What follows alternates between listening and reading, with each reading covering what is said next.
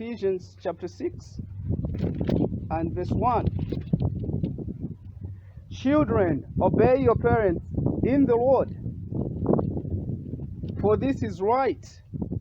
Honor your father and your mother. This is the first commandment with a promise, that it may go well with you and that you may live long in the land. Fathers, do not provoke your children to anger, but bring them up in the discipline and instruction of the Lord. Obey your parents. Submit to your parents in the Lord. Now, as we look at this, we may also want to notice that obey your parents, you can't obey that which is not being taught. So at the back of that, there's a responsibility for parents to teach, right? There's a responsibility for parents to teach. So a call for children to obey has in the background a call for parents to teach. So parents are to teach that which the children are to obey. So obey your parents as you would obey the Lord, as if you're obeying the Lord. Because why? Because the parents have been given that responsibility, that ministry to teach you. Amen. Now, the reason for doing that is that it is right, which answers some of the most common questions. Why should I do that? It is right. Let's go home. Right? Why should I do that? It is right. And now we live in a society where people will say, well, what is right with you may not be right with me. So, who says it's right? Well, God says it's right. So obey your parents because it is right. And it is right because God says it is right.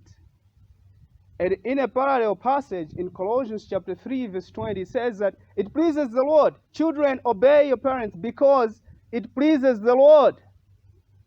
You'll be like, okay. God says it is right, but who is God? Who is God? Well, the creator of the heavens and earth and all that is in it, including you.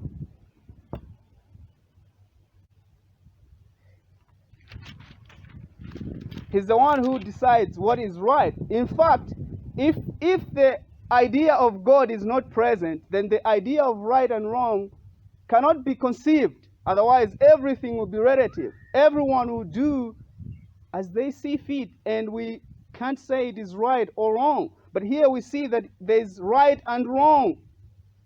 So which is very important for us to know in our communities, that there is such a thing as right and wrong. And we can't have that concept if there is no God. This is why God says it is an answer. God says that it's right, because God is the embodiment of rightness. If we are to have what is right and wrong, we need a standard. And that standard needs to be absolute. So God is the embodiment of that. And he says that the subject of obeying parents, the subject of obedience is right. It pleases him.